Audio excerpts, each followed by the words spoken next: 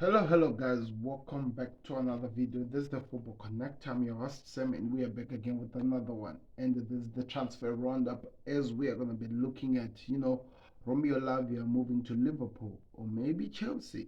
We are also going to be looking at Moises Caicedo, again another failed attempt by Chelsea. We will be talking about Kudus if he's going to be moving. Also, we need to cover, Henderson moving as well, Fabinho on the verge of moving. There is a lot of things that is happening. So I'm gonna keep you updated with every transfer news that is happening all over there. And remember, Hoyland as well to Manchester United. We also have Amrabat, another player who could be moving as well. So there is a lot of things that is happening. I wanna hear your thoughts in the comment section. But the bigger ones of them all, it's Caicedo, Lavia, as they are the most two talked about transfer in the transfer window as we speak. So this is the transfer roundup. Do me a favor, click that like button, subscribe to the connect. Let's get into the video. So Liverpool had their second bid for Romeo Lavia yesterday sent, and this was the second one. And according to some reports that I reported here, it was believed that Southampton had accepted this deal. The reason why Southampton had accepted this deal is because it looks like Southampton just want to make sure that they just pass that 40 million mark that Manchester City set for next season when it comes to Romeo Lavia. But Liverpool, what is really happening in this case is this: Liverpool tried by all means to work on their negotiations and tried by all means to get the deal as low as possible because they're losing two players and they need to find a way of replacing them while there's still time. But now what happened was this: as the deal was about to come to an agreement, or in fact maybe there is an agreement but it's still indirectly, it has not yet been reviewed. When I mean indirectly, I mean in the Southampton camp. It hasn't yet been revealed to Liverpool or either to the player, because in the process of them about to move for this, Chelsea got into the picture. Now, people might wonder, what do I mean when you say Chelsea got to the picture? Chelsea had another bid yesterday or the day before yesterday for Moises Caicedo sent to Brighton, and immediately it was rejected. The deal was worth around, I think it was around 80, if I'm not mistaken. David Onstein said that the deal was worth around, let me just read that to you right now.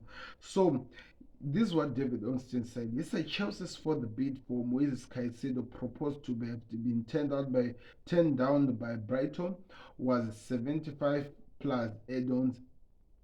Brighton do not want to sell despite the midfielder's wishes to leave for Chelsea, and are also considering alternative options that now includes, Lavia, is when we talk about the alternative options. So now that's where we are in the process, because now what had happened was this: Chelsea's thought of getting Lavia, but I think they started to have this, I think, fight on social media and some comments, especially Deserbe and Chelsea. It seems like this has been heating up for some time.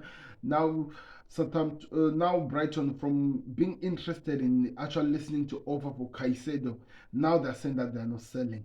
It means that there's no movement that is happening. Caicedo should have been wise enough, or his agent should have been wise enough to at least put a clause in his contract.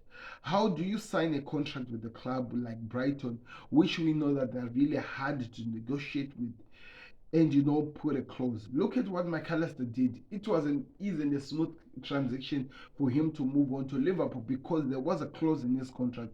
Liverpool just triggered that clause. When there is a clause in a contract of a player, it means that withhold the club to try to negotiate, to try to store. Whenever a team comes to trigger the clause, it means the club has no choice but to release the player. Now they're stuck in a point where the camp of Caicedo wants to leave, but they cannot leave until Brighton actually agree a fee with the team that wants to buy him. And at this moment, it's Chelsea. Last January, before he signed this new contract he signed, it was Arsenal. So I feel like as much as Caicedo wants to move, he has really failed, or his agents have really failed him so many times. They should have done this. They needed to put the clause. in the protection of the player, because as you can see, the team that they're dealing with, it's really hard to deal with a team like Brighton. It's really hard for any person to actually negotiate something meaningful with Brighton. Now he's stuck. He's not going anywhere. They no longer want to sell. It looks like the owners want at least 100. They're saying pay big wages or no, not at all. Now this is causing problems to Liverpool. You know why? According to the reports that we've already reported, Lavia to Liverpool was done. But now Chelsea, because they cannot get Caicedo, they are now coming after Lavia. And when they're coming after Lavia, they are offering even the 50 the 50 that Southampton were asking for. So now this means Southampton are just waiting and say that, oh, the 50, that's exactly what we want. But now we want a bidding war, because now these are two big clubs who are interested in our player. So we're going to have to wait and see how the situation plays out. But this is the problem now with Chelsea if they're coming for the Lavia deal. Lavia has already been sold out on the project club. When I mean the project club, it means Klopp and his team came to present a project that they were working on to Lavia. Lavia accepted it, I think a week ago, a few weeks back. Now, after accepting this project, it means now he wanted to be given, what should I say, at least evidence or by Liverpool to show that they are really showing that they're after this project, they're gonna do something to get me to prove that what they agree with me in this contract is what was gonna happen. And that's when the bidding started. Now that Chelsea feels like they're losing, they're hoping that they can persuade Lavia by paying the asking price of Southampton, which is 50, which Liverpool are just 5 million shy away from actually reaching, so that they can get Lavia. But Lavia doesn't want to go to Chelsea, but he would want to go to Liverpool, because with Liverpool it looks like now with the likes of Henderson and Fabinho leaving, could be the guy who comes in and becomes the main guy in terms of defensive midfield alongside Trent Alexander-Arnold. Because if you have been noticing the way Liverpool have been playing during the preseason, they are working on a new formation which is going to allow maybe 2 or 4 players in the middle who are going to be playing. Trent Alexander-Arnold in this preseason, I haven't seen him even play at right back. It seems like they've actually moved him from that position. So there is a lot of changes that is happening. But now, can they get the Lavia deal done?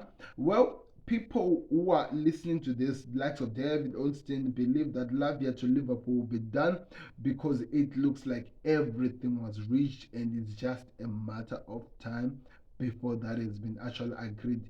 So this is what actually David Olstein had to say. He said Liverpool are set to return with an improved bid, which they've already done, which is being believed it was around 42 plus I think 2.5 add-ons, which is gonna go to around 45 million pounds. So it's just a matter of time before we see any movement.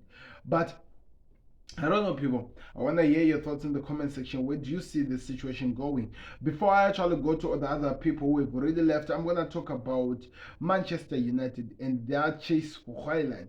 So Manchester United have been in this transfers, doing their transfers smartly, slowly, surely, and also smartly. The right candidates that the players, the manager want. They let off the game. They got Onana.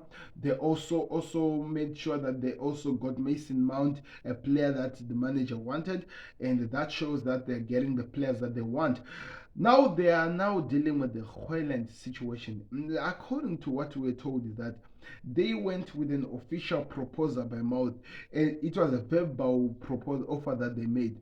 According to David Ornstein and Fabrizio Ramon, and also the people who were reporting this, they said Manchester United made a verbal offer to Atlanta for Rames, I think that's what you call him, Rames Haaland, about 50 plus 10 million pounds. Atlanta wants 70 million euro. United went with 50 plus 10 million euro, by the way. Atlanta wants 70 million euro.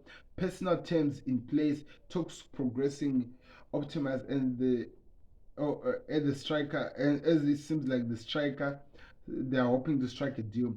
Other options, if needed. PSG still in the race, according to the Athletic, when they were reporting this. But as time moved on, this was what happened yesterday. PSG made an offer to Atlanta for Haaland. Bid was The bid for the 20-year-old was worth around 50. PSG think Atlanta valuation is unrealistic and they are ready to walk away if bid is not accepted. Positive talks on personal terms. Manchester United pursue also ongoing. So what we are being told is this: the players already agreed to both Manchester United and PSG in terms of personal talks. Now they is waiting for any of them who's actually gonna go and agree a deal with Atlanta. That is the situation that is holding anything that moves. So what's happening here is that we are just gonna be waiting, hoping and watching what's gonna be really happening. But Hoyland has already a deal in place with PSG and United. Is it gonna be a bidding war? Atlanta want their valuation, which is 70 million euro, being reached, which also can be reached if United are really interested in actually doing that. But now that has to include the likes of Scott McTominay walking or going as well. We're gonna have to wait and see how that situation plays out. Remember, I told you about Amrabat refusing Liverpool. Well, we haven't had so much movement when it comes to that, but what we know is that United are really on the verge of getting Amrabat to Chelsea, to Manchester United. Also, so in terms of all the transfers that are happening, which are really the main ones in the top six, is that United are working on the Hoyland deal. United also not really working, but considering Amrabat. We are also being told Fabinho to is it Eladad is back home. I think that's how you call it. Elatid. I don't know if that is even the right place to call it. A Saudi team. What had happened? It seems like there was a problem in terms of agreement of how the documents were gonna be set, in terms of how the payment structures of the documents were set. Liverpool seems like what they wanted is not exactly what the Saudi League club was offering. So Liverpool were ready to say, nope, we'll get our player, we'll continue. We were not really even interested in selling him. So it seemed like the player, the negotiations continued, and now it seems like there is an agreement. So what you are being told is that it's a matter of time. We are waiting for the documents to come, and when the documents are there, there's gonna be an assessment, and after the assessment, there will be an agreement reached. This was also confirmed by Fabrizio Romano, as well as the other main reporters like James Pierce, as well as Paul Joyce, one of the most trusted Liverpool reporters, as well as David Lynch, if I'm not making a mistake. One of the reasons why I'm talking about this is because news also came out that Liverpool were not going to travel with who? With Fabinho as well to Singapore as they continue with their preseason tour, as they prepare for the new season because of the situation. So now we wait to see what happens, but that's why we're telling you. Also, Liverpool working on the Lavia deal, I told you as well. Chelsea are also working on trying to get Kudus and Ose, but we still don't know what's going to be happening there. We'll keep you updated about that one. And that's it. The Kylian Mbappe situation, everyone knows it. He refused the money that the Saudis were offering, and that's it. We'll wait and see what happens. I think Real Madrid are going to bid at the end of the season, at the end of the transfer window, so that they try to get the bargain that they can get on Kylian Mbappe. Rather than that, that's all that's happening, people, in terms of transfer windows. If I'm leaving anything, let me know in the comment section. Liverpool are still also in search of a defender. They are hoping that they get at least the left-sided defender. Levi Kowe was also in the books, the player that they were talking about. But as things stand at this moment, there's no any clarity in terms of anything that is moving. But what we know is that there is an interest from Liverpool. If it's gonna happen, well, we have to wait on that. But there is an interest. It was confirmed that there is an interest, and we'll keep you updated if there's anything that changes. But all in all, that's what's happening here. I talked yesterday about how the English teams are dominating the preseason. United really lost, but they did show with Arsenal. Arsenal beat Barcelona. Manchester City beat Bayern Munich. There's a lot of things that is happening, people. Tottenham are winning with the other teams, and that's it. Let's see what happens. Liverpool play Leicester, I think, on Sunday, as things continue, as we try to build on a new season. So do me a favor, click that like button, subscribe to the Connect. Let me know your thoughts in the transfer windows that are, and which team is going to be moving. Like I told you, the deal when it comes to Liverpool and Lavia is just a matter of time. It's just a matter of time, so we have to wait and see. I'm gonna be reacting to Henderson leaving.